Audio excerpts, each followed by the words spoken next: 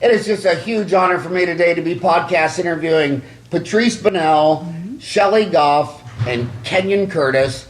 They're right here in my backyard, Phoenix, Arizona. They're the number one consultants in Arizona for 20 years.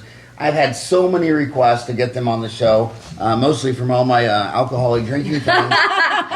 Don't give our secrets away. Yeah. So I don't know if they might have been drunk when they told me to invite them. But with Patrice, for more than 20 years, she has helped dentists overcome so many of the incredible challenges they face each and every day. She is an expert in connecting the clinical aspects of dentistry with the management tools and implementation necessary to achieve the results you want. Since she was very young, her parents raised her to always think outside the box. Her father was a successful entrepreneur since his early 20s, and like most business owners, through trial and error, he figured out how to create financial success for himself and so many others. He raised her with the mindset, he should always say, to be a successful entrepreneur, search for what is missing. Examine the challenges and problems people are having and create the solution for them. That is the key to being a great leader. So she started paying attention to what the successful dentists were doing and began asking lots of questions. She quickly realized there were small tweaks that simply needed to be made here and there to help the less successful dentists succeed, and with this she became hooked. Here were their incredible dental skills who simply needed guidance on how to maximize their business and communication skills as well as that of their teams. She found her niche and she loved it. She dove into every management book she could find and attended seminar after seminar and training that applied these things. Next thing she knew, she had a thriving consulting business right here in Arizona, making people and practices successful and helping dentists achieve the successes they truly deserve and the kind of life they choose to live. She's forward-thinking, results-driven coach. I could go on. I could read your bios forever. Same goes for Shelly and Kenyon. So now, are most of your clients in Arizona and Utah? Yes. Yes? Mm-hmm. And so when I go on with my friends, or just on Dental Town, if I lined up 100 dentists and I said, what keeps you up at night? What gives, what's the string? And it's never my bonding agent. It's never what sealer to use in a root canal. It's never, no orthodontist ever said, I can't figure out which bracket to use. It's always the staff. The staff. And so I want you to talk a lot about that. The second would be when, I'm 55. My dental office right up the street from here just celebrated its 30-year anniversary last month. When I got here in 87, I'd do a root canal and a crown. I'd submit it to Delta Dental. The crown was $1,000, the root canal was $1,000, and they'd pay half the crown, 80% the endo. Now it's different. Now they send you the fee schedule, and it's 42% less. Yes. So I'm doing crowns and root canals for $650, when 30 years ago I was doing them for $1,000. Yet my staff wants $1 raise every time the earth goes around the sun, and you start seeing all these old man legacy dental practices where they love their right hand man Shirley. But my God, the labor just keeps going up. The prices keep going down. And then when I got here 30 years ago, there was no fluoride in the water. And I was the idiot who spearheaded that charge and got the Arizona award. You probably know that because your cousin Eric Curtis is a dentist in Safford. And he did an amazing job as editor for our local Arizona magazine forever. In fact, when I started Dental Town, he was my role model dental editor. As I was becoming a dental editor and journalist, I really admired he's your cousin? Yeah, he's a cousin. Your cousin are cellmates? You serve time together in jail? That's a whole other story. That's another story. But now there's fluoride in the water, and there's 2 dental schools. I mean, Mesa's cranking out 70, Glendale's cranking out 100. Your other state you work in, Utah, it had no water fluoridation, no dental schools. Now they got 2. They got one. What? Rosewood is one, and the other one is. It's newer, not certainly. Yeah, Rosewood, and so man, this business is 10 times more challenging today than it was 30 years ago, and competitive. So what do you recommend to this? Do you recommend most of your clients become veterinarians or chiropractors or? I mean, you're right, and that's what we've noticed as well. There's so many more dentists coming out into the market. You mentioned insurance. Insurance is paying the same now as they did 30 years ago. No, less. Well, still they cover the their maximum or 1,200, or the max is still the same. And and that's a lot of what we teach our clients is they think they have to be insurance driven, and they don't. And their teams have the mentalities of, okay, well, let's focus on our treatment plan on what insurance is going to pay. You can't thrive with that mindset. It's about serving your patients. It's about getting them healthy. It's about finding out what's important to them and what they need, and then marrying the treatment that you want them to be getting so that they can get healthy and that you can help them reach their goals. Whether they have insurance or not, doesn't matter. But isn't it easier to get off of crack cocaine than PPOs?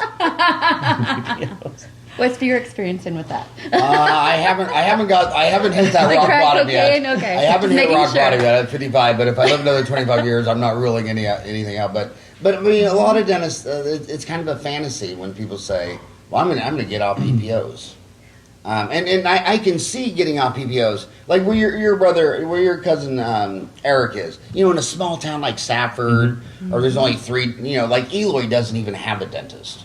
Well, hell, if you went to Eloy, you wouldn't have to do anything. Right. But if you're in Phoenix or Salt Lake City, is it even rational to say this guy you should drop all your PPOs? Is that what you're even talking about? You know, there's different thoughts inside of that. And patients, they're going to go first to find out if you take their insurance, and then they're going to go Google you. And so, you know, there's that fine line of what insurance to take and what insurance you really don't need. You've experienced that. What insurances do you take? Oh, you know, I off the top of my head, I don't even know. I mean, Delta. Right. So many dentists say, well, I don't take any PPOs. It's like, well, I'm pretty sure on the Delta website it says 95% of all American dentists take Delta, and they give you a fee schedule. What do you think that is? And they go, oh, well, I don't mean Delta. It's like, well, don't you call Delta a PPO? Yes. Yeah. You've got Delta Premier and... Yeah. But the thing with Delta is people talk about like it's McDonald's. There's not. There's 19 different Deltas. Yeah. Actually, so dental insurance started in 1948, and that it was on the Upper West Coast. It was the Longshoremen's Club. So after World War II, when our parents' generation thought war was good for the economy, it's because World War II was great for the economy because you destroyed Japan and Germany, who made everything.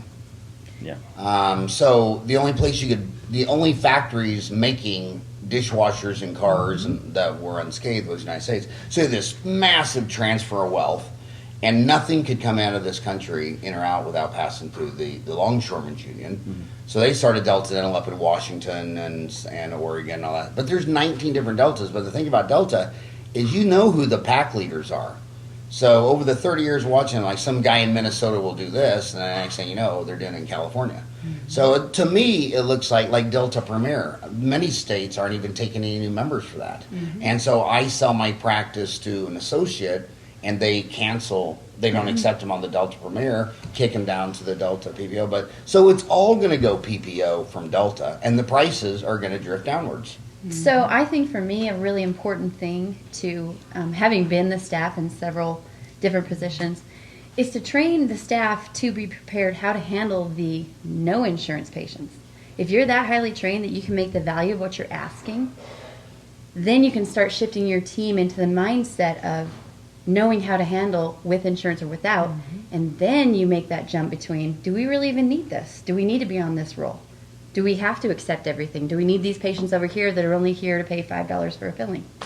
It starts so much more up here than it does down there on the paper with those insurance plans. I agree, and I see so many people that they walk in there, the person's got 10 cavities and needs all this work, and the first thing out of their mouth, well, I just called your insurance company, and here's and it's like they came to a doctor. If you're just a representative of the insurance company, where's the patient supposed to go when they need a doctor? Right.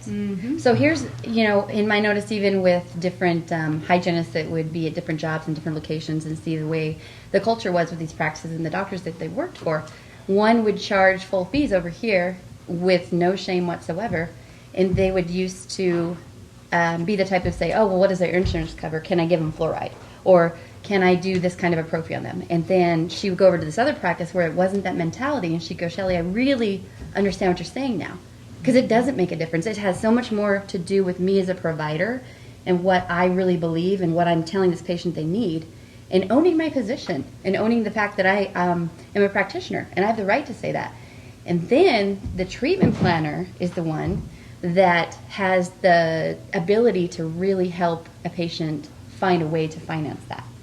If it's what they truly need and your team supports you, there is no reason to have it have anything to do with insurance at all.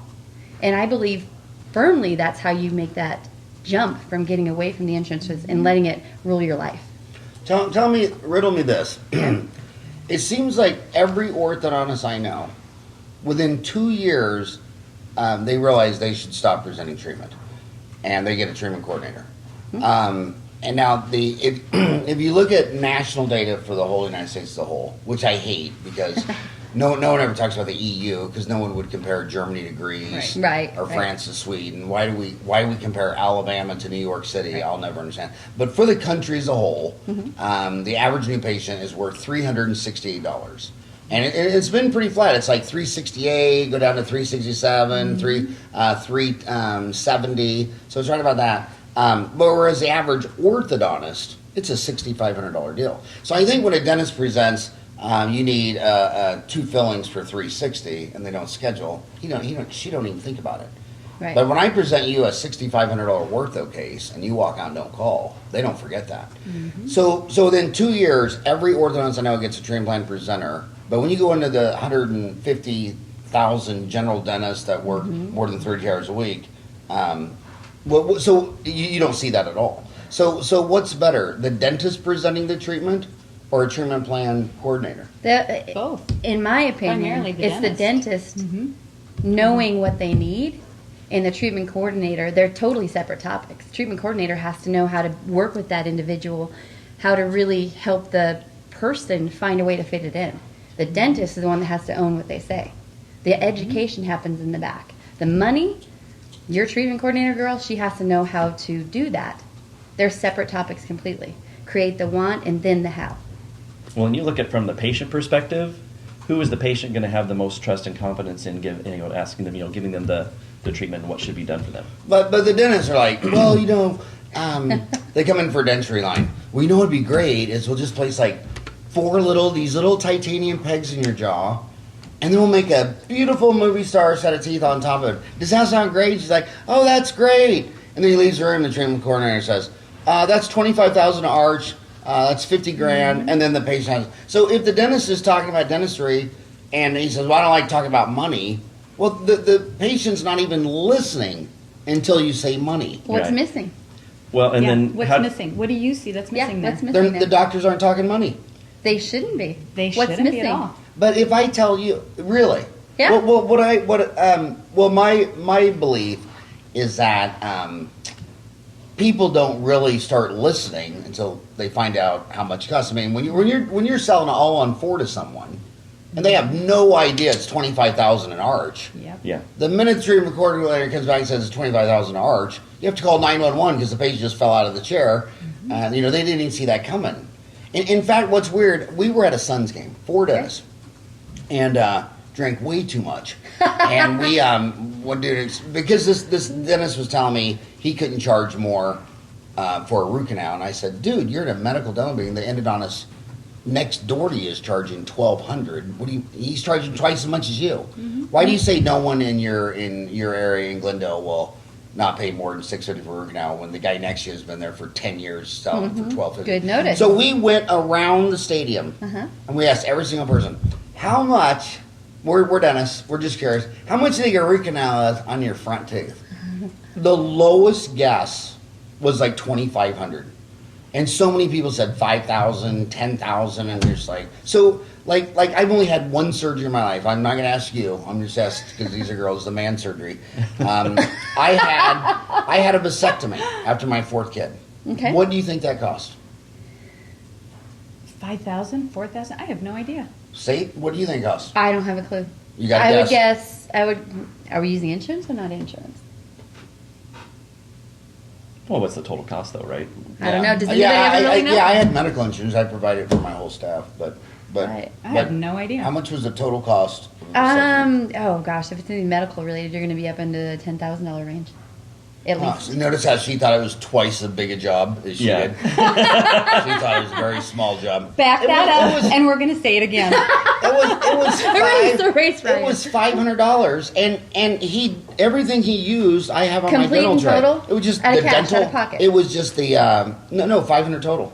Really? 500 total, and it took like 3 minutes. Well, yeah. I mean, he put topical. He used the same dental syringe. Used Pull and snip. deal. He took the 15 blade, made a deal. He took the Shepherd's Explorer, pulled out the Vast Efferents, clipped it with a pair of scissors that I have on my Crown and Bridge tray. Are you going to start offering that service in your office? I mean, I looked at it because seriously, Ryan's when I, cringing over there when right I now had it as done, you're describing it. When I had it done, Ryan's grandpa, without even blinking, he's a farmer from Kansas, said, "Oh, I'll do that for you." And I said, You know, my dad No. says that He all said- the time. I mean, he was dead serious. He said, I've done this, 1,000 times. But castrating cattle and all that kind of stuff. No, that's a true story. Did you know that? No. Yeah, Oh, well, my you- father still You're says only it. about 3. He's from a farm in Montana. He still Oh, says Ryan, it. I gotta tell you, we're digressing, but I gotta tell you my first experience. That I was 10 years old. I was with David Hoff. We were on the Rockin' R Ranch in Kansas, and we watched a 60-year-old guy knock a baby boy over and tie up his 4 legs and then castrate him. Mm-hmm. And we're just standing there, just like, Just like and that. I said to him, I was like this tall. I said, "What the hell did you do that for?" And he goes, "That'll take his mind from ass to grass. I don't want him chasing girls all the time. I want him eating and getting fat." That's right. And then he took a knife and he held that up. He goes, "That's the source of all trouble. If someone breaks down my fence, gets in the middle of the highway, tries to walk through the damn pond and get stuck, they always got these. And at Rockin' R Ranch, we only need one dumbass bull with his balls attached. Yeah.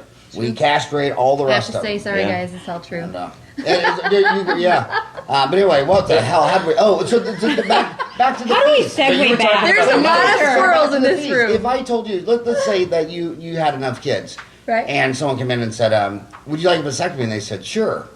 And then someone comes back and says, "It's 5,000 or 10,000 Okay. or 5,000." I believe, maybe this is my bias. I believe that humans don't start paying attention to the purchasing decision until at least they know what it costs. Well, here's You know- a couple. There's two different. What do you think the two motivators are in someone making a decision, in taking any kind of an action?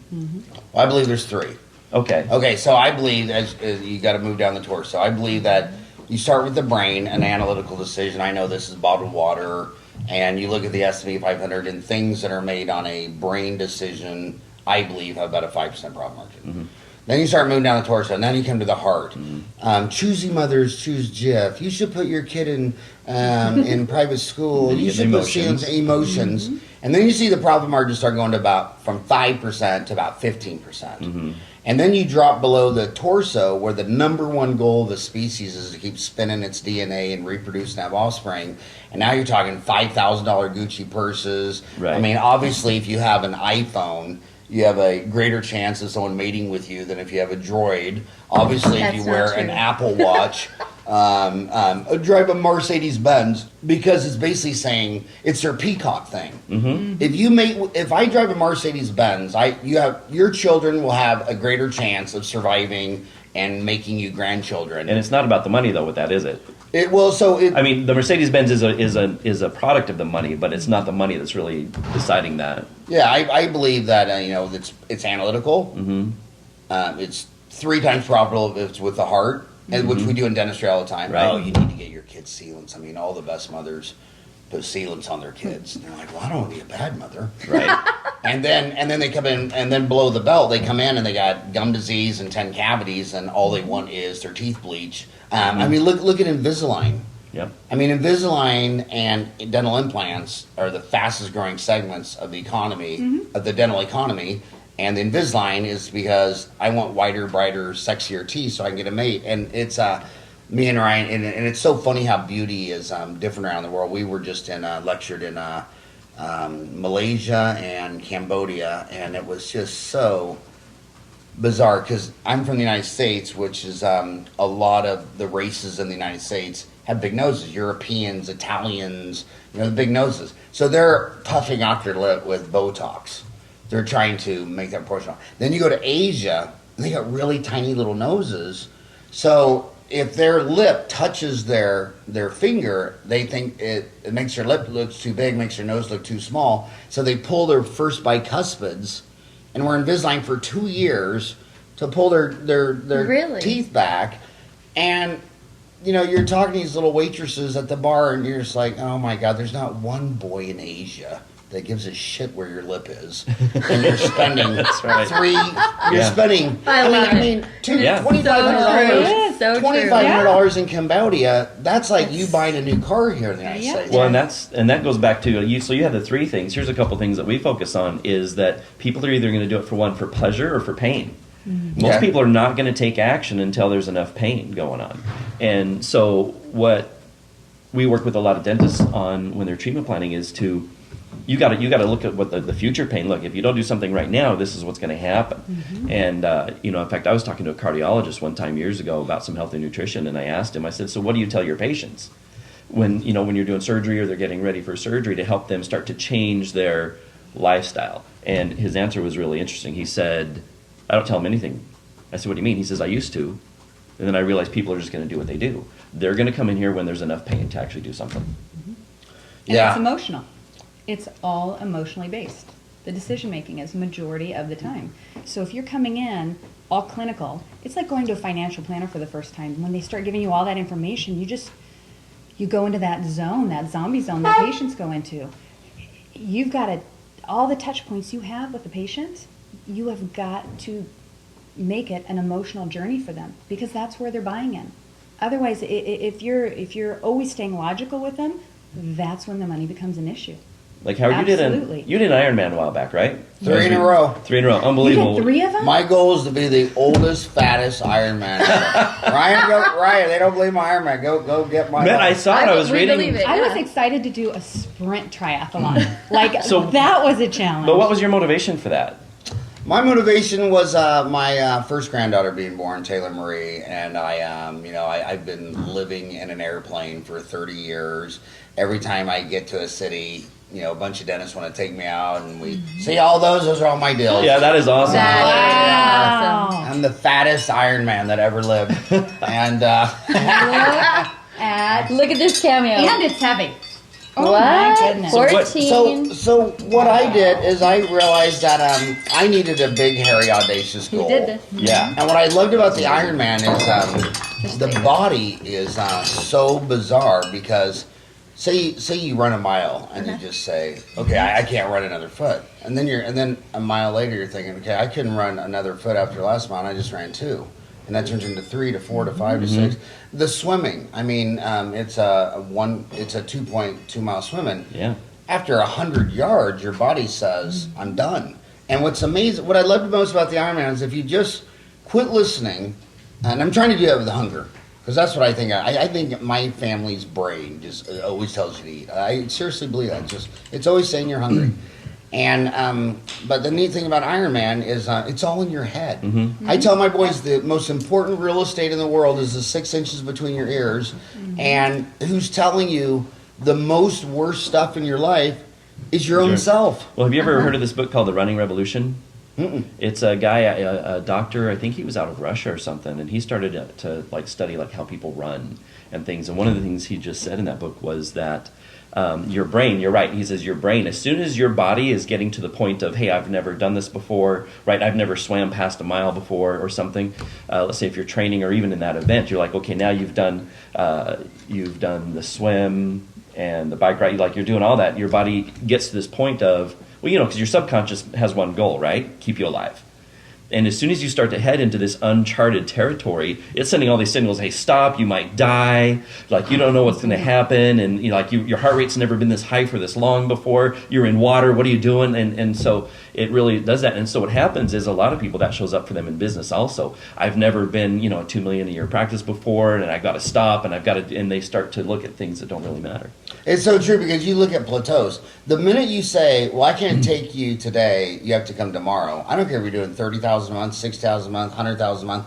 They're all on plateaus. So you go to a medical dental clinic with 8 dentists. They've all been at the same level for a decade. I guarantee it. Yep. At 8 different levels. Yep. And one thing I'll add on that running, one thing I've noticed also, remember what Lance Armstrong was always trying to do? Yeah. He was always trying to get more oxygen carrying red blood cells. Right. And the secret to those marathons is in Arizona. is you train in Flagstaff. All the High Kenyans, elevation, yeah. Kenyans, they because Kenya is 6,000 feet above the ground. Right. So all the races are in major cities, and every major city is next to the ocean. Mm-hmm. So when you come down from 6,000 feet to London, Paris, France, Tokyo, whatever, I mean, their oxygen capacity is off the charts. And I have NFL players in my practice, and they sleep in oxygen tents. Mm-hmm. They do. That try to mimic. And you know who has the I've most seen endurance? their all rooms are all set up with the crazy canisters and everything. It's pretty. I know, intense. and pilots, planes are only pressurized 8,000 feet. Okay. So those pilots are always at 8,000 feet. That Flagstaff is Flagstaff is 8 or about 9,000. 6. Yeah, it's up there. And those pilots, man, they just they have more oxygen carrying capacity. But anyway, so Well, I like just to kind of tie this in together a little bit. I did some attorney coaching a while back with another. What kind of coaching? I was coaching some attorneys. Attorneys. Yeah, they were a lot of fun to work with. Is that possible? Yeah. But what was interesting is just like you said. So this one law firm, the wife, so the husband was running the law firm, and the wife was the attorney, and she had 2 streams of income coming in, and no matter what she did, when one went down, the other one went up, and vice versa, and so she could never break a threshold of, I think, like $700,000 a year or something like that. And so when I got with her, I didn't provide like a new system or something. She had some great systems in place, and her husband kept saying, well, she just needs to sell better, she needs to sell better, she needs to sell better. But I got talking to her and found out that you're right, she had this threshold. Her brain had this little thing of, I can't do this much, I've never done this much before. And so I worked with her for about an hour and figured out that she had some money challenges. She needed to hire some staff, and that was making her nervous of hiring extra staff. And so it was helping her overcome those fears and get into that, to take that uncomfortable and make it more comfortable so she could grow her firm finally. I love that. I love case studies. Yes. I went back and got my. I think the smart decision I ever made is I went back to ASU and got my MBA on the evening programs Monday and Wednesday from 6 to 10 for 2 years. Just loved it. But they'd always show you case studies, and it was amazing. So I wanted, who's the perfect client for you? You say Arizona and Utah, but I'm sure you'll travel is the right case. Anywhere. Anywhere. But who's calling you? What are you hearing in the field? Who's calling you and what are you fixing? What's your ideal client? How's it work? What's it cost? how much is it if they just? How much is your consultation? It's less than $1 million. Yes. Less than $1 million. We will actually work with our clients and do a performance analysis for them. But how much? But does it cost? Well, I know dentists. Everyone is going to say, "Well, you don't understand. My problem's all unique." Like, Isn't it strange when they're just like their patients? Yeah. Well, it's funny that you're asking the price because, right, Yeah. what we realize is that they're not going to call us unless there's enough pain in their practice. Right. And so, So how do you like them to contact you? Is it go to your website, DMI Coaching? Mm-hmm. You can go to our website and then we have a new service we just added. yes, just added, and uh-huh. if they want to send us a text, to 602-461-7613. They text Howard to that. That's a good way to get a hold of us. They text Howard to that number. Yeah, we set that up Howard, we set that up just for you. Howard. now you're iconic in texting. How about that? So your website's DMI Coaching, but what It are, is. what are we you have, doing? We are so referral based. We are constantly getting referrals, and you know what? You were talking about case studies earlier. One of our greatest clients is out of Tucson, and they started off, as you said, the treatment coordinator was doing all of their treatment planning with the patients, and when we shifted it into the doctor becoming more involved with that, because that's where the objections and that's where all the complaints come in, and getting mindset training for their team, because it all starts with mindset. If they don't have the mindset they need to be essentially selling treatment and explaining treatment and overcoming objections, you're going to be stuck. You're going to be plateaued, and 10 years from now, you're still going to be producing the same amount. And our the client that we have in Tucson, they took the leadership on, and they understood that to make changes, it's got to come from the top down. And in a year and a half, went from $1 million practice, and now they're almost $3 million this year. In a year and a half, staff of 6 to staff of 14, and it's having that mindset. systems, you set up your goals and you set up your vision, and what's missing is they don't create systems for their team that can be duplicated to reach the goals. They just say, oh, this is what my goal is, or this is what our vision is. Great. How are you going to get there? Because when you have your systems in place and you're creating retention, you're creating growth, and you're creating duplication from it, once those are in place, you can be with your patient. And that's what's missing in so many of the practices. They're so focused on the next thing that they're not with the patient. They're not present. They're not right here. They're not listening. They're not paying attention to body language. And that's where you get to know your patient. That's where you connect with your patient. That's where you're finding out what is their journey, what's important to them. So you go from just being okay to being extraordinary. And that's the difference. Systems, great. Get those in place. Being with your patient, giving them that extraordinary experience, because our patients now, compared to 10 years ago, compared to 20 years ago, are savvy, and they're smart, and they have expectations. And if you want to stay competitive, if you want to have that loyalty, my dentist 30 years ago, I was loyal to him because you never left your dentist. You just stayed with them. He put his sign out and you stayed with them. Now it's a click of the button, and all day long we're getting sent millions of advertisements, whether it's through the radio, driving down the street, whatever it is. You're not just competing with other dentists, you're competing against going on vacation, buying a car, buying clothing, buying this, buying that.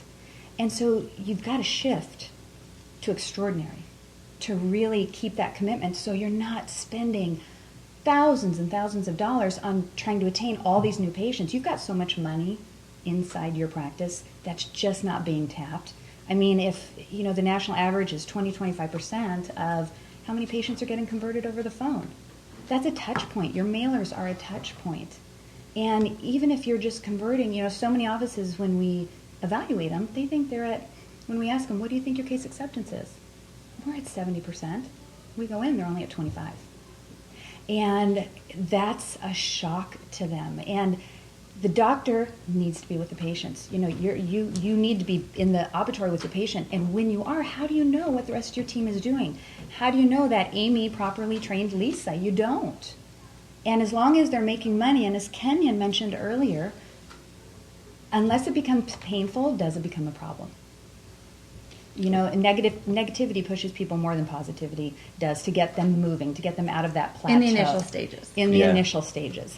And so most dentists, there's so many blind spots that if you just make some small tweaks, you're going to have so much growth. And you don't have to go out and do the marketing. Yes, are you going to have attrition rate? Of course. But you're going to be raising the volume of your production naturally just with the patient base you have. And it's just shifting of be with your patients, be with them, understand them, get to know them, find out what drives them. Because dentistry is an emotional decision. Even if they're in pain, it's an emotional decision. And to tip the scales of, well, do I want to go on this trip or do I want to spend $5,000 on implant? What do I want to do? Because it doesn't hurt, doesn't taste bad, doesn't have all the objections that they give you. So it's finding out what's important to them so that they can make that emotional decision and justify it with logic and be able to say yes. And something that I really love to impress with the team and the doctors when we're working with them is, in the absence of another bar to judge anything on, a patient is always going to default to money, it being about money. And here's why. We all speak money. Mm-hmm. I don't care what continent you're on. I don't care what language you speak, what background you have. We all speak money. And without a solid reason or excellence, why would they choose you as a doctor? Why would they choose to stay there with all these other options at their fingertips? Yeah, it's a very important factor. Yeah, the doctors in practice, they've really got to stand out a little bit more and give the patient a different experience. Like I was reading something, you're a big proponent of consulting, aren't you, for the dental practices? I think it's the number one return on investment dentistry. I can say that every one of my friends that does $2 to $4 million a year and is my age, 55 or greater, they've used a dozen consultants. Right. Yeah. But my homies, they think the way to build an office is they gotta buy a CEREC machine, exactly, or buy a Lanap. They always think if they buy. In fact, I'm going to start a new business.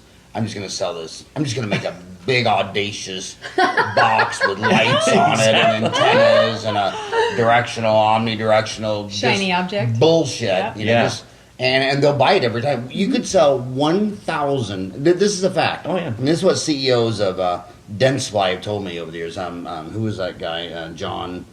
Who was the big guy from Dentsply that had the biggest boat in the Chesapeake Bay? John Miles. John Miles said that 1,000 dentists would buy anything. Yeah. By the way, I got to tell you that story about John Miles. John Miles, CEO of Dentsply, back in the day had the largest speedboat in Chesapeake Bay because his wife was Puerto Rican. And he could take that boat all the way down the coast, all the way to Puerto Rico. That's awesome. It was the most, it had like Crazy. 4 propellers in the back. It's monstrous. And when his baby doll wanted to go see mama, he just Get on the they boat. just went down the boat. But they always. It's kind of the best analogy for me is a restaurant. Your restaurant's going bankrupt, so you say, you know what, we need to add beef stroganoff to the menu. Right. Say, dude, that's No. not why you're going bankrupt. No. And when I look at a return on investment of spending $25,000, $50,000, $60,000 on a consultant, they always get their money back. We're going to Yeah. practice $1 million, and a year and a half later doing $3 million. They always get their money back Yeah. that year.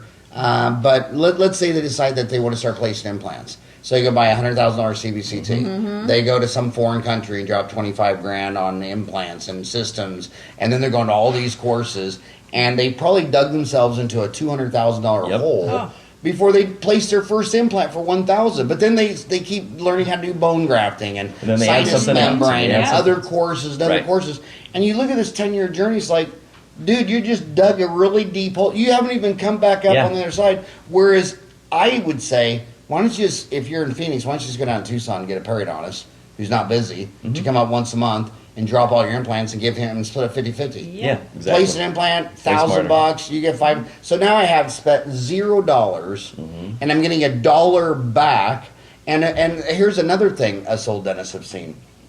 You get these young associates. They go to all these courses, and they come in your practice and they place 100 implants, and then they leave and go start up their own or go Yeah. somewhere else or whatever. And then those 100 implants they place, 20 of them are going to fail.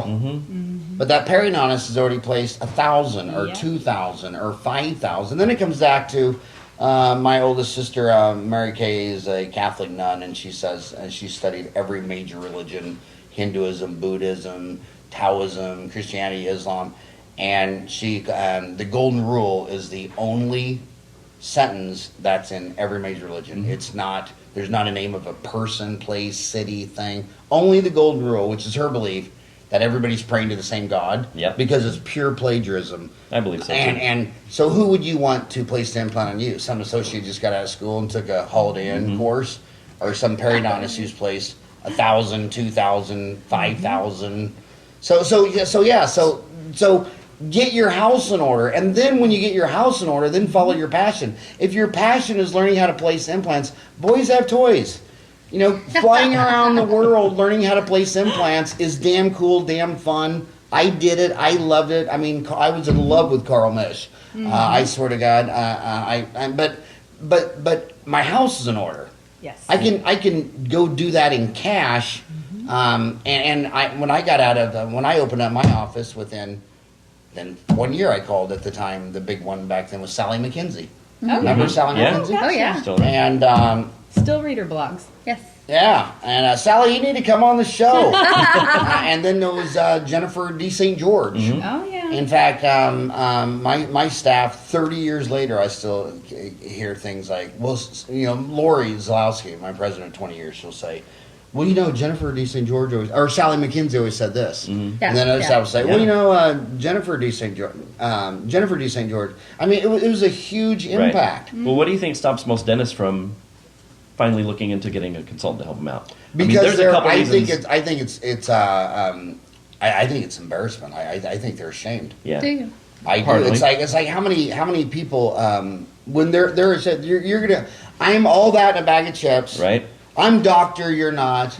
I walk on water. Ask my mom. And then you come in. I know, right? You come into the deal and just find out. Holy shit! This place Yeah. is Needs some work. freaking upside down. And Their, here's their most important investment is in their team, is in their practice, is in themselves.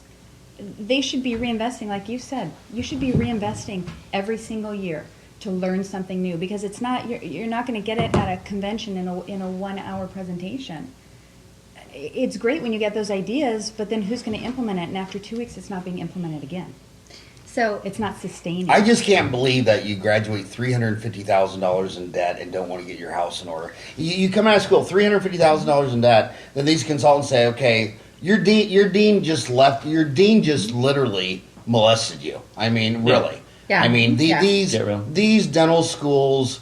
I hear it. I tell these guys. What they tell me is they say, well, you know what? We raised. This is going back 15 years. They said, you know what? We raised our tuition from $30,000 to $40,000. We had no decrease in They know applicants are priced inelastic.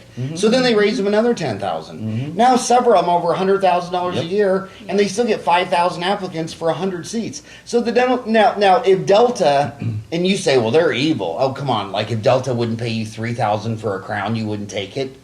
You know, I mean, if Delta said, from now on, we're paying everybody $3,000 a crown, the dentist would have a parade. Yes. They'd be jumping up and down. Yep. That's what the dental school's doing. Yeah. So you come out, they took $350,000 from you. So now you're gonna have to spend the next decade of your life paying off your dental school, the dental school faculty. Yeah. And then the first thing you get at barrage with is the Fortune 500 dental companies are going to say, you need a CEREC machine, it's $150,000. You need a CBCT, it's $100,000. You need a Lanap laser, it's $135,000. So then you buy a bunch of shit because you want to be good. And You the believe Taj you got to be Mahal. good. Don't forget the Taj Mahal. Yeah. The Put real it in. estate. And the Oh, chairs yeah. and everything Yeah. else. And so now you're going to pay work another decade. I mean, when a dentist tells you to buy something, they're selling it. I wish all the lecturers wore a NASCAR suit. So you know who their sponsors are. Right? Yeah. I might start doing I that. mean, why don't they just force all the speakers out? Because when you're talking to a NASCAR guy, you don't really believe that he drinks Gatorade while he's driving. You know, Right. but at least you know he's honest with it. Yeah. So then the dentist is, and then by the time he gets 40, you know, and he gets his student loans paid off for $350,000. Now he gets divorced, and that's $1 million. My divorce was $3.8 million. When people say, "Are you going to get married again?" My heart starts defibrillating. Well, yeah, It's right. like, no. Post-traumatic In stress. fact, when I Ryan's sell my laughing over office, here when I saying sell my that. office, when I get older, I'm only selling it to a woman. I will not sell it to a man because I want to see a woman hand me $3 million back. You know what I mean? I'm going to sell that office for $3.8 million to a girl, Right. and I'm going to say a girl is going to give me a check for $3.8. Yeah. But so then they get divorced, and their kids are in college, and the emotional of the kids in college. Most of the dentists I know that just crushed it came from nothing, had all these student loans, and then but then what does the dentist do? Well, I got to pay for my kids' school. So then they're paying for their kids' school, and about a quarter of them have kids that go to dental school at $100,000 a year. Exactly. And this old damn dentist, his first break is when he dies at 70. Well, here's a couple reasons. I know we kind of went. We took It was a we fun took a big journey. circle, It was a right? fun journey. I liked it. Man, I've watched your podcast, so I know like you take a thought all the way around.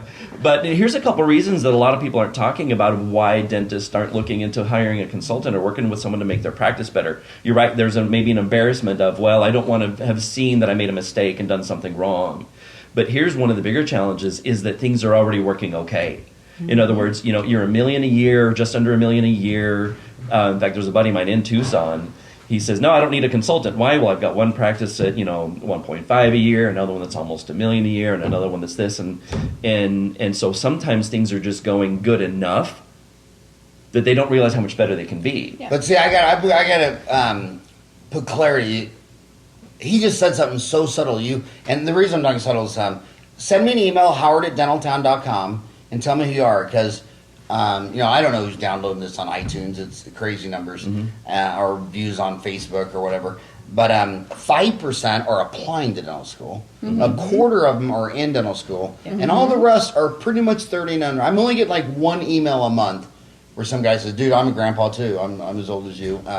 But these kids, look at the ADA numbers. The ADA numbers are clear. They're with statistics, it's not how big your sample size is, it's how you draw your sample. So it's got to be a random. So you put all the names there, you take a name, you write down that data, you throw the name back in the pot. I think what Marco, the chief economist at ADA, does his statistics. He used to work for the World Bank. He used to work for the United Nations in healthcare. The American Dental Association, Marco Visic, do you guys know how to say his last name? No. Visic or what? He is so genius, but the average dental office only does 750 and takes home 145. But you notice when you talk to consultants, every practice they talk about, well, he does $1 million and we took him to 3. Well, he has one office doing $1.5 million, his other one's on $1 million. Because all the guys that do $1 million use consultants. So every time you talk to a consultant, they have this perverted sense of the average median mean mode dental office. You ask any consultant dentistry, what does the average dental office do? I don't know, 1, 1.2, 1.3. No, that's the average of dentists smart enough to use consultants while you're at the chairside milling machine, staining and glazing your crown. These guys are working with all the big boys who take home 2, 3, 4. What is some of the net incomes you've seen over the years from dentists? Even at $5 million. I mean, it's No, I mean net. Net. If we're talking net, golly, when we usually start with them, their overhead is high, and as you know, one of the first places that dentists who haven't been coached start thinking about, okay, well, how am I going to decrease this and decrease this cost, and because they're thinking decreasing things, getting less Saving quality your way to products, prosperity. Saving your way to prosperity is Yeah. not the way to do it. No. It's just not. It's investing in yourself. It's investing in the team. So what you just said there, I'll translate it to the dental students. Please. In case you're talking over Dental their head. students speak. Dental students. So my cost is $1, and I do $1 of the dentistry. My overhead is 100%. Well, to get my overhead at 50%, the only way to do that is do $2 of the dentistry. Yep. And now my overhead's 50%. I did $2 with $1 cost. What dentists try to do is they try to take that $1 cost and shrink it to 50%. Well, if every hygienist in Arizona gets $40 an hour, I can't tell mine to take 20. I can't call the utility company and say, lower my electric bill. Most costs are set by supply and demand. So you sell your way out of it. Yes. You can't save your way to prosperity. Yep. You got to increase sales. You got to build it. Amazingly, we see that where we run across that is the doctors who have been an associate for a couple of years, and now they're ready to buy their practice. So they buy their practice, they're about 2 or 3 years in, and they're not getting the growth and the retention that they thought they would get. They don't know why, they just know they're staying static. And so they start trying to cut costs. Like, okay, well, let's get cheaper gloves, let's get cheaper material, not realizing that those gloves are going to rip. You're going to use the second glove, not realizing that material, you know what, it's going to fracture. So you're just going to have to redo it again. And not thinking it's not just material, you're talking employee time, your time, chair time, everything that's involved with it. You now just paid 2 times more for something that just, if you were using proper materials and having a team that's trained, you would be making money instead of losing money. And that's what's missed. That's what's missed. And sometimes it takes them a little while to get to that space of understanding. Patrice and I were just coming back this weekend, yesterday, in fact, from our own CE that we like to do. And What does that mean? Attending different conferences and making sure. You two went to a conference. and making sure we're up on the latest and greatest as well in our field. And there was a team of doctors coming back with their on our same plane, and they had their team with them. And I turned and asked the doctor. I said, "So, what do you take Don't away?" mention names. I won't. She has to put me in Write check. down. No. I do need to be put in check quite a bit. And he says, "Well, she knows that staff. She knows that she needs to change this and this and this about her." And so it was interesting because we got to talking, and I said to Patrice, how do they know that they're being trained? They just assume that staff member can go and have this wonderful rah-rah weekend. And they're back there practicing dentistry. How do they know how that staff members, what are they bringing to the table? Are they bringing a good attitude? Are they being with the patient? Are they being influential? Yep. You know what? That is one thing I learned in MBA school, hard as a rock, that, people always, so much is fluff, it's raw. And, all the business idea, we'll have a balanced scorecard. Well, be first or second in your field. It's all this raw stuff. You know what practice management is? It's the same as strategy. It's chess. You have to bust a move. Yes. And strategy is saying, I'm going to do this and I'm not going to do that. And the teams always said, well, we want to retain our patients. We want to convert more calls. I mean, look at the macroeconomics of the screwed up funnel dentistry. We know factually, on average, 20 dentists have to land on your website. You know, it's gone from Yellow Pages 30 years ago to this smartphone. Yes. So they Google, number one search is dentist near me. So 20 people have to land on your website before one calls. Yep. Fix that. 3 people have to call before your front desk can get one to come in. Fix that. 3 people have to come in with a cavity. You're saying their average treatment plan conversion is 25%. So 4 people have to come in with a cavity before you convert one to get filled.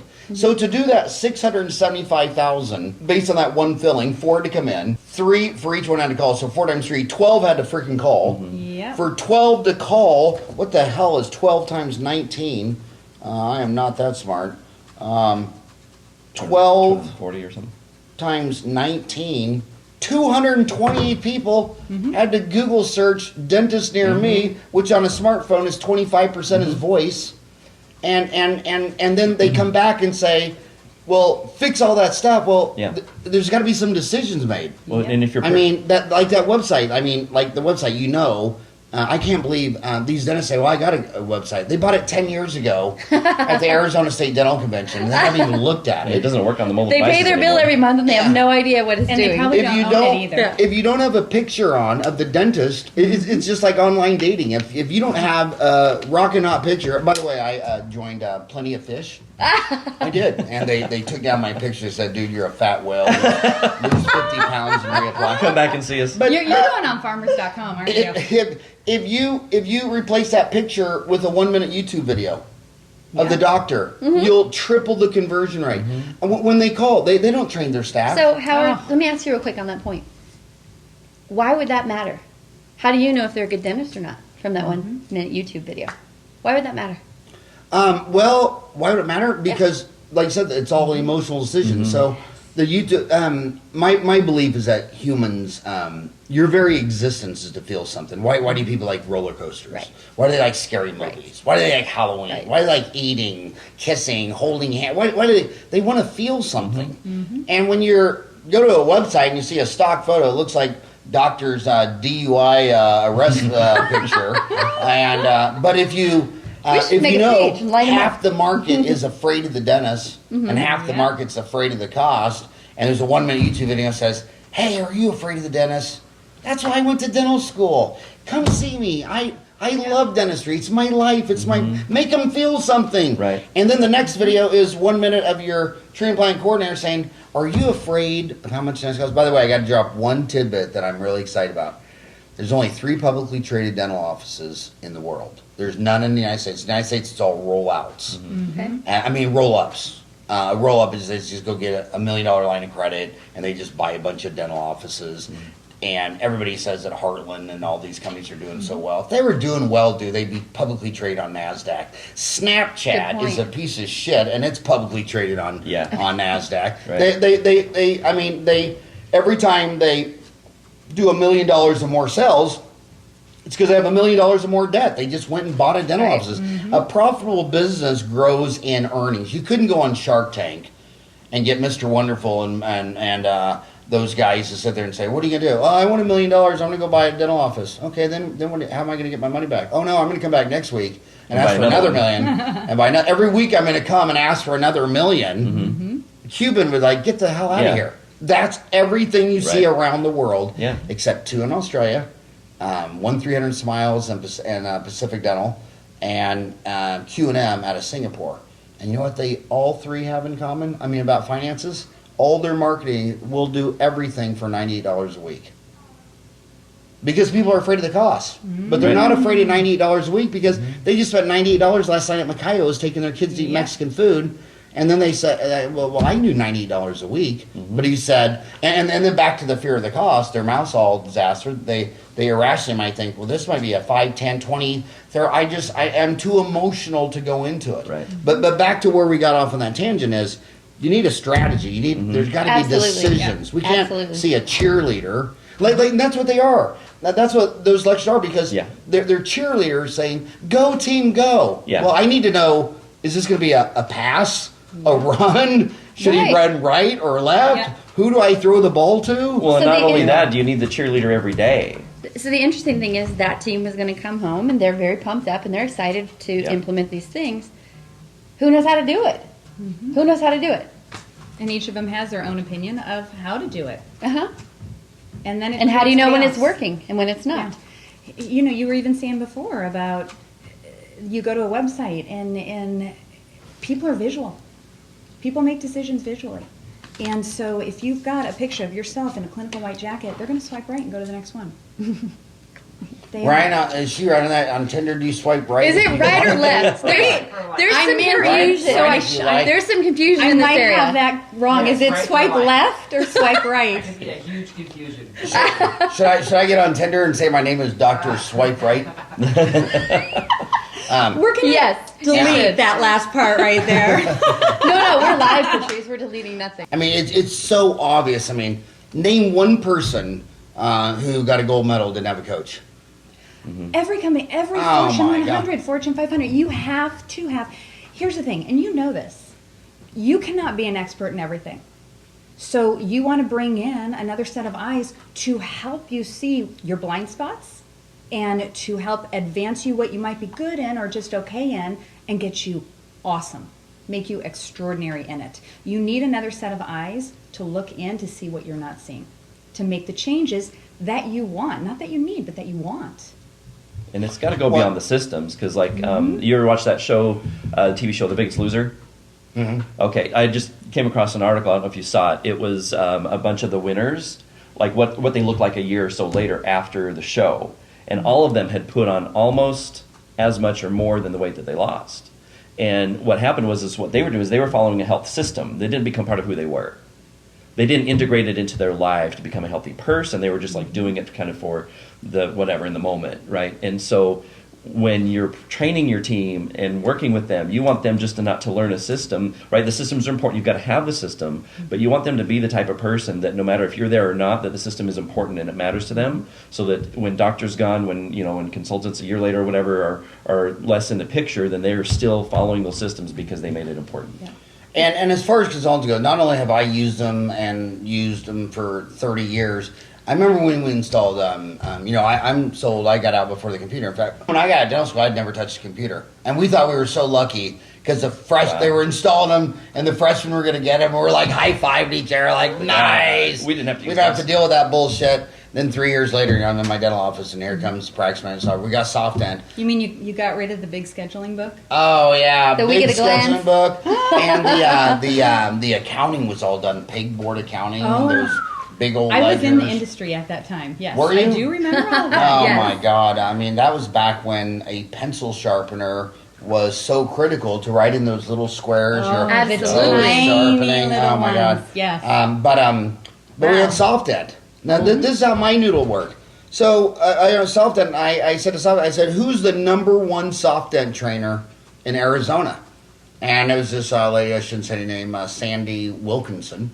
And He just so does she it. came in and she said, "Yeah, I'll train your staff." And I said, "No, I'm going to hire you." She goes, "You can't afford me." She goes, "I do this all day long." She told me how much she's making and everything. I said, "Well, that's what I'll pay you then." She goes, "Seriously?" And I said, "Seriously." Yeah. Because I don't want a 1 hour lesson or a 5 hour lesson. If you're the number one, it's like if I had a basketball team and say, if you came up to me and said, "I'm the number one dunker in Arizona," I'm like, well, I'm not going to win if I don't have the number one dunker or forward guard or center or hockey player. And almost every consultant I ever had that ever came to my office, the first thing I did is watch them do their stuff. Then I tried to hire them. Yeah. And some of the great moves We get now. that a lot. Yeah. We get offered a job pretty much every single time. Yeah, well, you were just offered one right now. And because it's all the team. And I get dentists because I'm a dentist. I'd rather pull 4 wisdom teeth. I don't know what else is more fun than that. I mean, sure shit wouldn't be golf. It wouldn't be watching the Cardinals get their butt kicked. Yeah. No, none it of wouldn't those be. things. I don't know. I mean, that's just. I get it. I mean, when you start talking about bone grafting to a dentist, he starts drooling all over his shirt, slobbering on himself. So if you're not interested in something, they're never going to be good at it. Right. It's like people always, I remember in school, people would always say, oh, I'm horrible at math. And I'd stop and say, when's the last time you did a math problem? I mean, I haven't done one for a year. Well, if you love math, you would have been doing math problems. You would have done a math problem yesterday. You're not bad at math. You don't like math. You're not And you don't need to interested do in it. math. Yep. Yeah, Yeah. it's like chess. Some people just love chess and play it every day. Other people haven't played chess since they were in a dorm room. Yeah. You know, so if they're not interested in how the front desk works and treatment planning and overhead, and if they're not interested in all this stuff, they're gonna suck at it. Yep. And I'm telling you, everybody who reaches the top has a coach that does what you're not interested in. It's not that she's smarter than you, it's that she is passionate about figuring out this stuff while you want to learn bone grafting. It's just whatever a monkey's And what they don't interested in. teach you is how to. They don't teach you in dental school. You're going to come out like a boss coming out of dental school when it comes to dentistry. What they're not teaching you is how to be influential. If you don't know how to be influential with people, you're not going to shift your team. You're not going to get your patients to say yes. You're going to stay stuck in that 20-25% case acceptance. You're going to diagnose 1 million and only have 200, 250,000 show up. So you've got to learn how to be influential, because that you learn, once you get it and you know it and you use it everywhere, not just in the practice, you use it with yourself, with your family, with your friends. And then it becomes who you are, to where you're not teaching it, you're actually just being it, and you're teaching by being.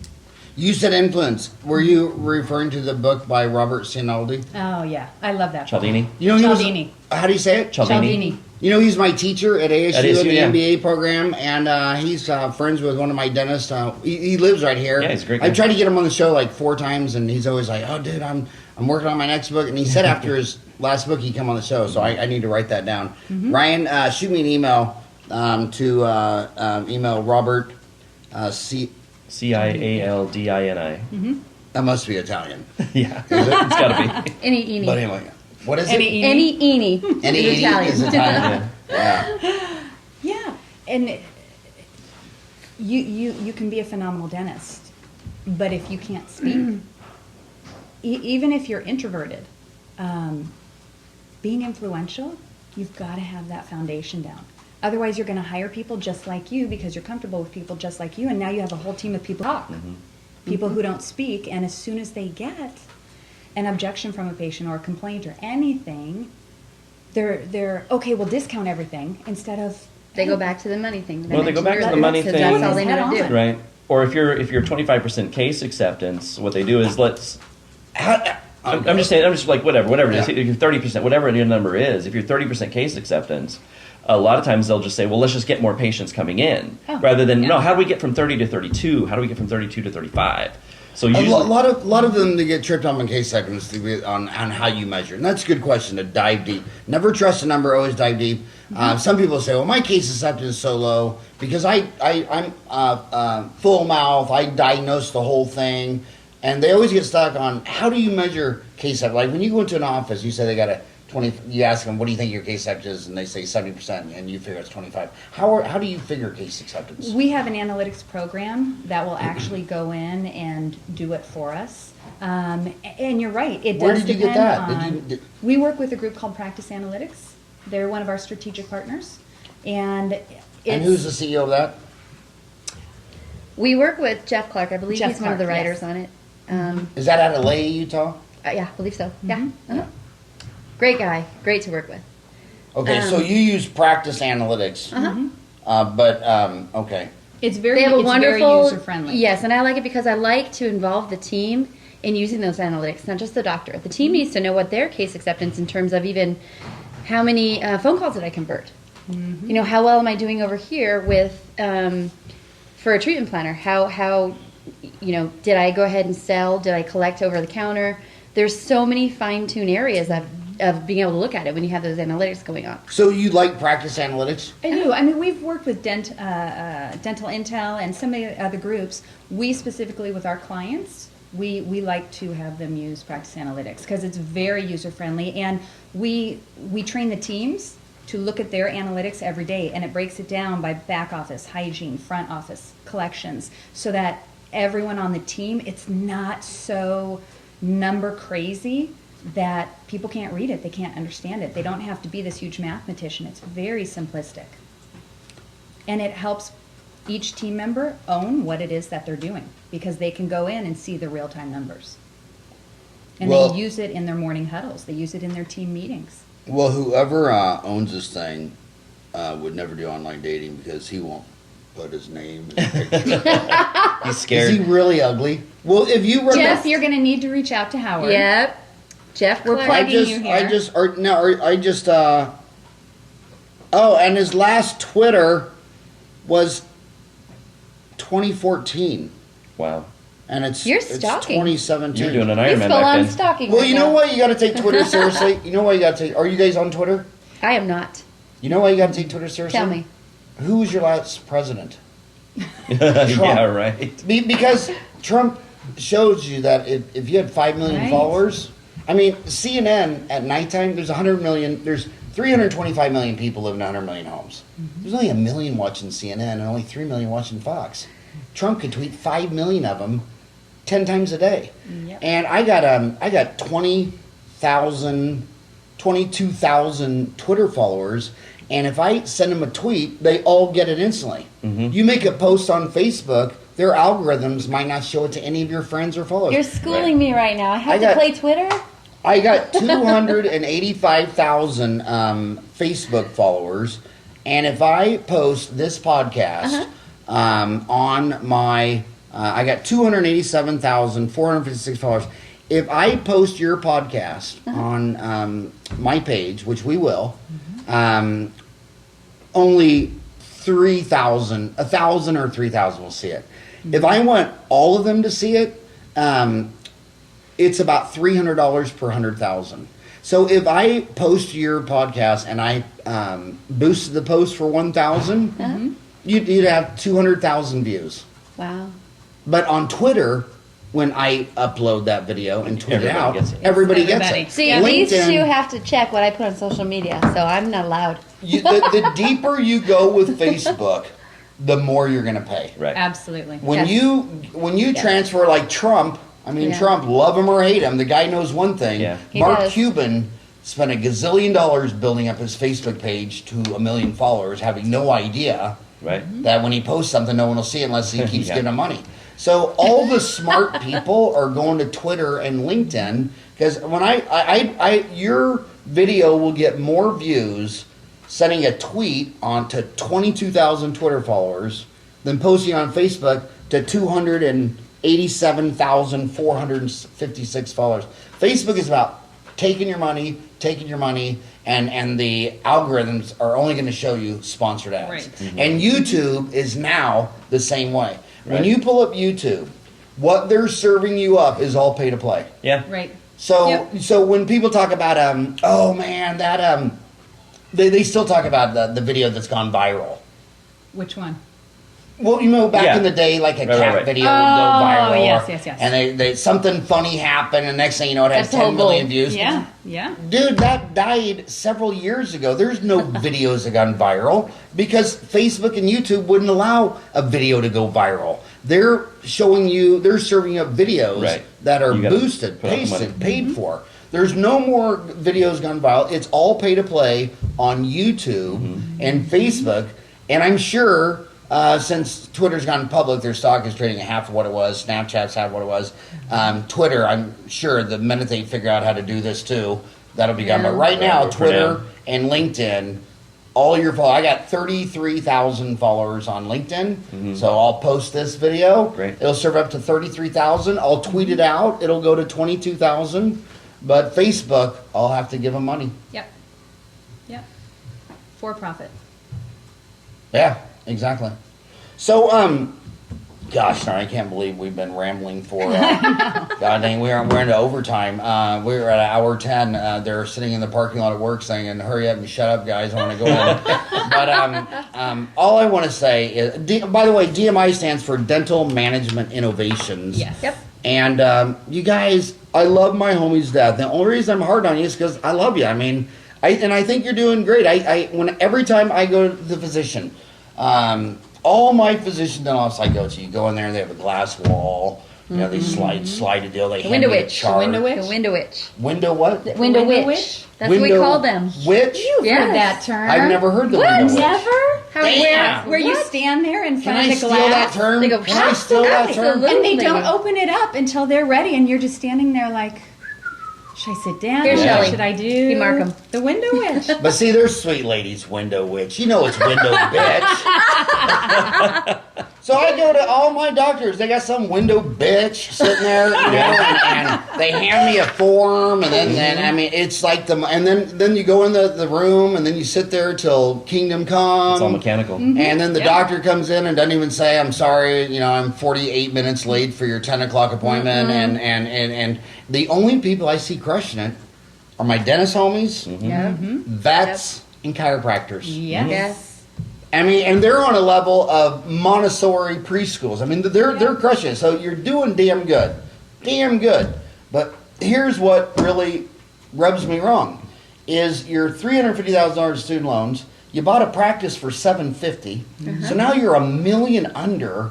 And I watch you. Hell, you post 29,000 times a day on Dental Town, and they're just flying around to all these courses, Coyce, Spear right here in the backyard, Dawson, Pankey. I've done all those, and I get it. I get it. But that's not how you get rich in dentistry. Nope. It's getting a consultant. I cannot name a single dentist that I drink with that got to $2 to $4 million a year without using 5 different consultants by 50. Yes. It's not about whether you're going to use these people. It's like you're going to call these people, you're going to use them, they're going to cost $1, and you're going to get $1.50 back. And then you're going to call your coach again, and then someday may change where that ain't the consultant you need. Maybe you need some other type of consultant. Sure. Yeah. I know a lot of them are asking. We just changed after 30 years of soft dental. We just changed to open dental. A lot of these young ones are great asking, one. what software do you recommend? Open Dental's fantastic. Dentrix fantastic. I think Open Dental is leading the way right now. I really do. And so many doctors just aren't familiar with it. You know how I can prove open dental's number one? What? Besides the fact that I switched to it. That's what took him over the edge. Can right? we go there? No. You know what is number one? I have a dental magazine. People advertise. Open Dental's the only practice management software that won't advertise because they're growing so fast. Yes, They don't They don't even. They don't- When they I tried to do get the it. CEO to come on the show, he goes, "Howard, the last thing I need is exposure. The last thing I need is work." So then you go to Dental Town, where we have a search bar, which I want you to use because that box cost me $50,000, and every time I want to update my love it. server box, I gotta give Google that you have to buy the appliance. So Dental Town's got 5 million posts, but it's got the Google search thing. You search Dentrix, EagleSoft, any one of them. It's 100 threads of bitching, moaning, whining, crying, complaining. You search Open Dental, it's all raving fans. Open Dental and Yappy.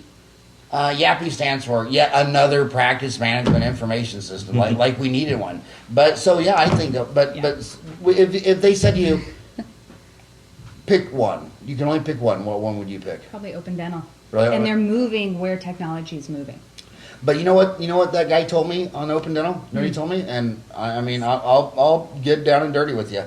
He told me, he goes, look, you're connected to all these practice management people. He said, hook them up with me. I mean, tell us what to do.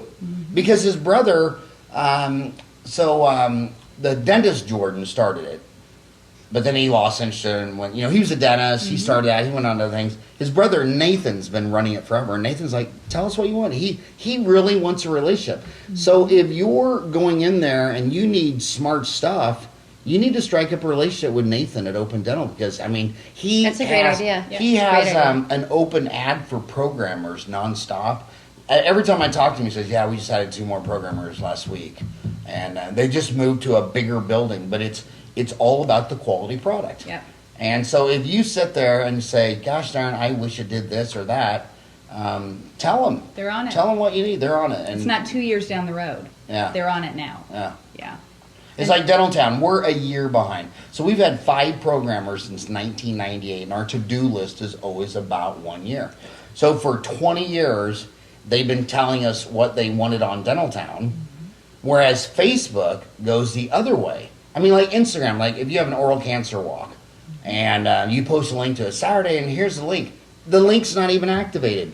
They don't want you to leave Instagram and go to the oral cancer website. The links don't work because they want to send more sponsor ads. So where I saw this with MySpace, I saw it with Friendster, and now I'm seeing it with Facebook and Instagram, where their programmers are taking away the things that you want and are asking to put them back, taking you down the rabbit hole so they can send you more sponsored ads. Really? Right. And You're Dental never quite, Town, you're never quite out of it, right? and Dentrix, I believe, is like that too. And my team gets so mad because I ruin more advertising opportunities for Dental Town than you can even count. My sales team's always like, how are we supposed to Check sell that ads in Dental sponsorship Town? off. Well, I asked this guy for an ad, and he sent me your podcast telling me that your company's a piece of shit.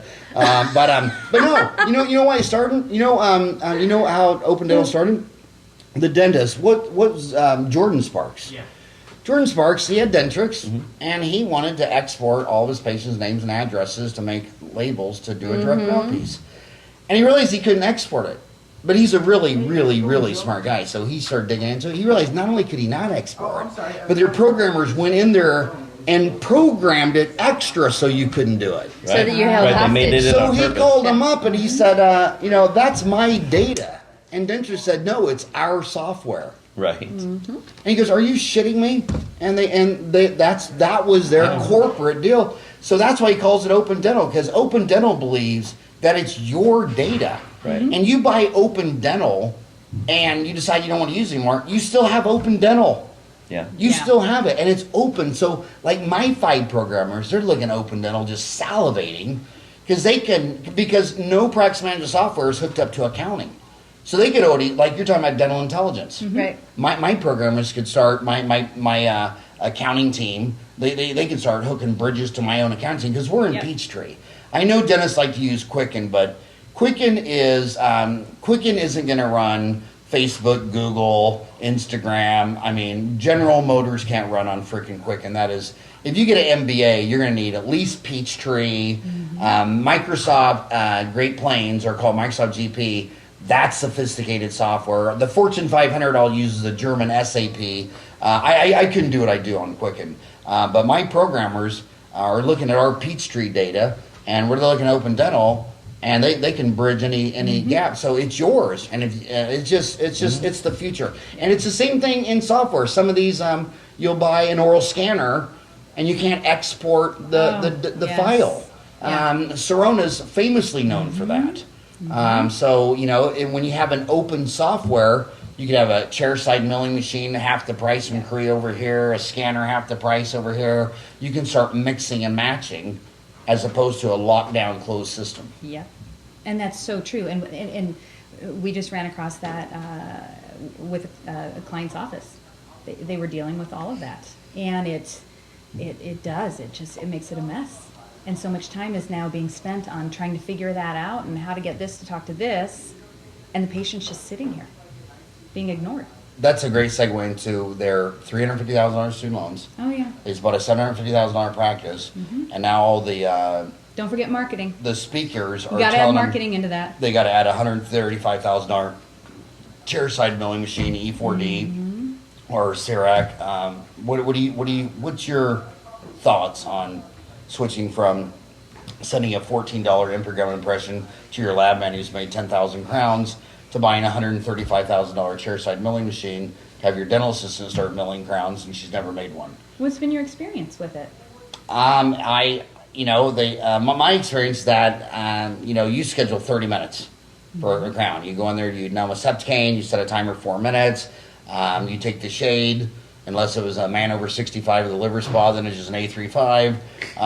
Then when the timer goes ding, you pack the 0 cord, the 1 cord, then you'd prep, and then you'd make the temporary with your assistant, and when you make the temporary and you got loops on, and you can't find the margin on your temporary. You learn a lot about your prep with the temporary. Right. You go back in there, might throw that away and refine your prep. So then you make the second one, and then when you're reducing occlusion, sometimes you go through the temporary, so you realize you don't have enough reduction. If you get one reduction coping in your life, you should learn never ever take a final impression before you made the temporary. It's a logistics error. It's not that you're dumb. You took it. You're in the wrong order. So then the temporary is all great. So then I take an improgum impression. I've used it for 30 years. And then I go do a hygiene check or two, come back, look at the impression, see on temporary, gone in 30 minutes. Mm-hmm. Then got a CEREC machine, do it ourselves. That's a 2-3 hour appointment. Mm-hmm. If it goes well. And So what have you seen? And it goes, well, you've seen those appointments take longer. Yes. The lecture circuit says it's all done in an hour. What percent of the we've time seen is it it done? takes up to 3 hours. It just depends on the skill of the doctor as well, It and does. how confident they are in their craft. I mean, we've got doctors who have the machine in their office, but it's taking 3 hours, and the patient's sitting there. Would you even want to see a 3 hour movie? I just saw a 2 Really? hour and 20-minute movie 2 weekends ago, and after about an hour and a half, I was done. What was I it wanted called? out. It was the superhero. Thor, Ragnarok. I think maybe it was Thor. That one. You know, Yeah. Oliver Stone, there's only like 5 guys alive or have ever lived that made like 60 movies. And Oliver Stone said, dude, Homo sapien can't pay attention for 110 minutes. Hire a freaking editor. You know what I mean? Yeah. And now that patient's sitting there in a chair for 3 damn hours. Yeah. And Listening to the drill, anxiety ridden, uh, wondering what's going to happen next. I mean, it's horrible. And your lab man has made 10,000 crowns, and Doc ain't. Yeah, we just lost another advertiser on Dental QAM. Thank you. It's for, Thank you for encouraging thank Howard. you, what do we say? Back She's up, already brought it delete, up. Cut It's out. true. No, No. if your doctor is solid in the craft, then absolutely you want to have it. I say this. I'll take it to the other side. Here's why I like CEREC. Dentists, 14% of them in their career will go to outpatient alcohol rehab. It's about 85% alcohol, 15% opiates. You're doing a repetitive task. My dad owned restaurants. God dang, when people came to Sonic Driving, they were so happy. You couldn't beat the smile off their face with a crowbar when you're ordering a foot-long chili cheese dog and tater tots. And now you're in dentistry. Everybody's coming in scared. I hate the dentist. Oh, am I going to get a shot? And even though they have 5 earrings, a bar through their nose, a bar through their tongue, Window and their witch. Don't forget sleeve, the window witch. and you got to deal with the window bitch, and so there's a lot of burnout Don't forget. in dentistry. There is. So There if buying a CEREC machine makes you run 20 red lights on the way to work, you got to have it. If buying a laser. Yes.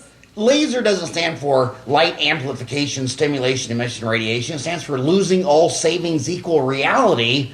But if that's what turns you on, love exactly. and you're like, I want to go to work and play with my laser, god dang, get a laser, because you're going to make so much more money if you stay in this game past 65, 75. The guy that inspired me to be a dentist, my next door neighbor, Kenny Anderson. Last month, I celebrated my 30th anniversary, and he celebrated his 50th anniversary. And you know what he told me last time I talked to him? He goes, I'm so lucky because all my friends, they were forced retirement at 65 from Boeing, Cessna, Beach. And here he's 75, and he still Raking gets it to in. go play. Yeah. And you really think when you're 65 that your wife wants you to retire and stay home with her at all times, 168 hours a week? She's going to be an alcoholic a year after you retire. The funniest retirement story of any dentist of all time was, remember Bob Ibsen, who started Denmat and Rembrandt? Yep. So he finally sold it all to Procter & Gamble. Uh-huh. And unbeknownst to him, like just a quarter or two later, Gillette gobbled it up for a 40% premium. The guy was sitting on $250 million in cash after tax. And he's Catholic boy, married to Marcy for 50 years, and Marcy said, hey, you're still going somewhere Monday through Friday at 5. We'll just get you an office. Yeah, that's what she did. Yeah. She said, that's my time. I need 40 hours a week of my time. I can't deal with Bob Ibsen 160 hours a week. But he had too much money to do dentistry. The lawyer's saying, you can't do dentistry. So he set up a dental office for just battered women who got their teeth knocked out because he loved cosmetics the most. Wow. That's why he started doing that. So he would go, and so when I podcast his, I did his last podcast. I think I did his last anything before he passed away, and he just had this big old smile, and he just went there and played, and he loved it. You know that when your husband knocks out your teeth, that kills your self-esteem. It's hard to get back on your feet when your lover knocked out 8 and 9. And he just loved it, and he just played. And I talked to Marcy one time, and he always came home late from the office. They stopped at 5, and he wouldn't get home till 5:30, 5:45, late for dinner. And the guy had $250,000. Yeah. How many of the dentists that you consult with, if they had $250 million cash in their savings account, would burn down their dental office? A lot of them. So make your dental office a toy box. I raised 4 boys. I put them in the bathtub with nothing in there, they'd all fly out. If I do in a bunch of boats and planes and trucks, and same thing in the sandbox, the more Tonka trucks you could throw in there. You know, I love toys. If CEREC is your toy, if a laser is your toy, if placing an implant, I get that. But first, you need to get that. You need to get a dental consultant. If you're going to get a gold in the Olympics, you're going to need a coach. You need someone. You play.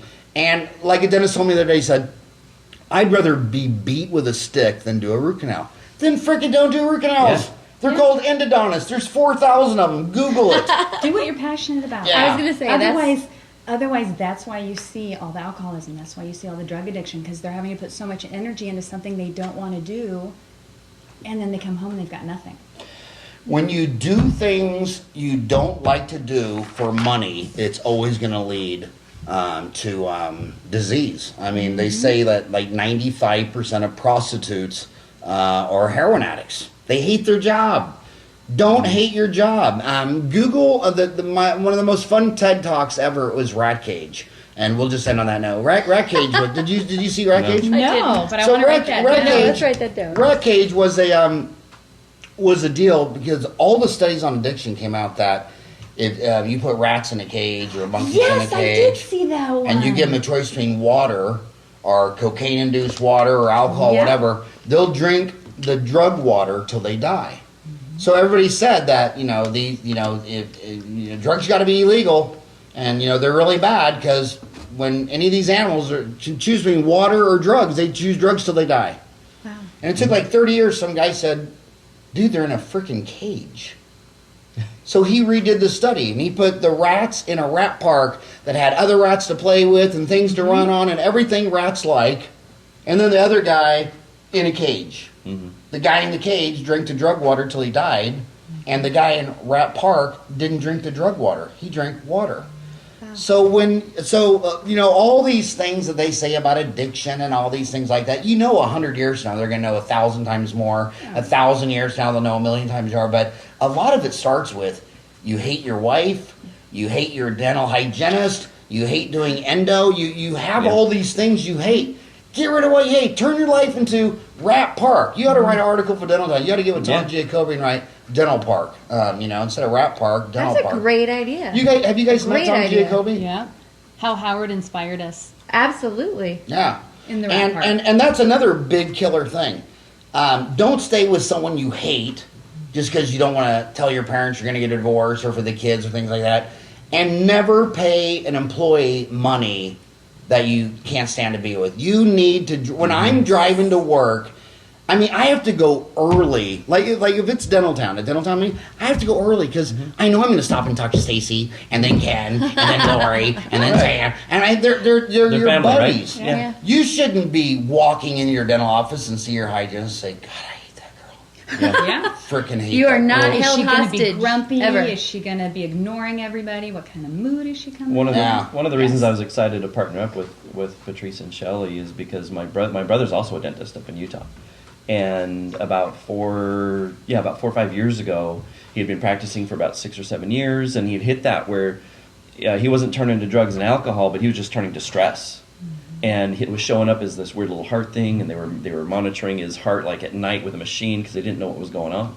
And he started to learn this mindset thing, and he was working with a coach that mentored me, and now he's getting ready to work with us. But he finally flipped that around, and you're right, he was literally killing it himself in his practice, just forcing it, trying to make it work, going there just like you said, frustrated and mad because, I got to fire this person today, which means I got to hire somebody. I don't have time for that because my schedule's filled. And he had all that going on. And he finally did what you said. He finally just figured out what he wanted to do to make his practice more fun, make it exciting. So he sold it, moved to another part of Utah, and is just doing some things totally different. But it started with changing some things up here. Does he ever come down to Phoenix? Yeah, he was just here a couple days ago. Well, next time he comes down, send him to my house. Okay. Yeah, that'd be great. That'd be a great deal. And what he said at the very end is called the greater full theory. A lot of times you have a practice and there's like a dentist for every 500 people. It's all PPOs and Medicaid. You freaking hate it. Your wife's begging you to move back home because she wants to be next to mom and grandma and all that stuff. I don't care how shitty your dental office is. Some idiot will buy it. It's called the greater full theory. Yep. Get happy. Yeah. If you're happy and healthy and you live in a house with, there's so much love in this house. Thank you, Ryan, for that. Work. I don't have anybody. I got 55 employees. I don't even have one employee I don't like. I don't have one employee I wouldn't want to go to dinner with. Right. I don't have one employee that if we're going to the ADA convention that I can't wait to hang out with them. I prefer drinkers. I admit with that. No, I'm just kidding. No, I won't. Debbie Downers, go that way. But just have fun. If you're happy and healthy, you're going to make money. But we're going to end the show because I can't believe how long we went over. I know. My God, an hour and a half. Them that, her they can phone text number. us, or they can text us. This is a text. That's the text to So type text in Howard to... Text Howard to 602-461-7613. And just get a damn coach, get a consultant. 'Cause get we're fun. happy, make money, and then go play. Get us. Get us. We're And the it's fun ones. DMI for Dental Management Innovations. And the website, Ryan, is www.dmicoaching.com. DMIcoaching.com. Yeah. Yep. All right. And you'll find our contact information. Seriously, thank you so much for coming by and spending an hour and a half of your life. Thank you, Howard. With my Thanks, homies. Howard. Thank you. Appreciate it. This show's it's just, I've gotten more love emails from the podcast than I did from my 30-day dental MBA, from Dental Town. I mean, every single day, dentists from all around the world are sending me emails saying, I got an hour commute to work, or I'm on the Stairmaster for an hour, the treadmill for an hour. And some of them even make me cry. I mean, some of them, I get these emails from like Tanzania and Somalia and Nepal and Vietnam, and they say, it'd be 4 months' wages for me to fly to LA to see you lecture for one day and fly back, and you're just delivering me And you're doing it. all these people for free on my Samsung. Do you know, Howard, the reason that is? You're real. Yes. I'm real. You're real and you're Most people authentic. look at me and think I'm photoshopped. Let's talk But about this the is all look. natural, and I have not talking had about all of cosmetic that. surgery. All of that. But keeping it real. It is. Yeah. I'm Yeah. serious. Because how many people can get on here and be very polished and Yeah. tell you what they think everybody else wants to hear? That's not what it is. And that's why they don't trust politicians. Yeah. They're all lying. Everyone knows it, and they're all in a suit and tie. And they're owned. And you know why they wear a Howard's tie? not owned. You know why they wear a tie? Tell me. It keeps the foreskin from coming up over their head. But, That is an important thing to know. And I'm going to use that. Is that okay? well, and I'm going to use the window bitch. Thank you for giving me that. Yes. But, He gets to say it, right? Why don't I get to?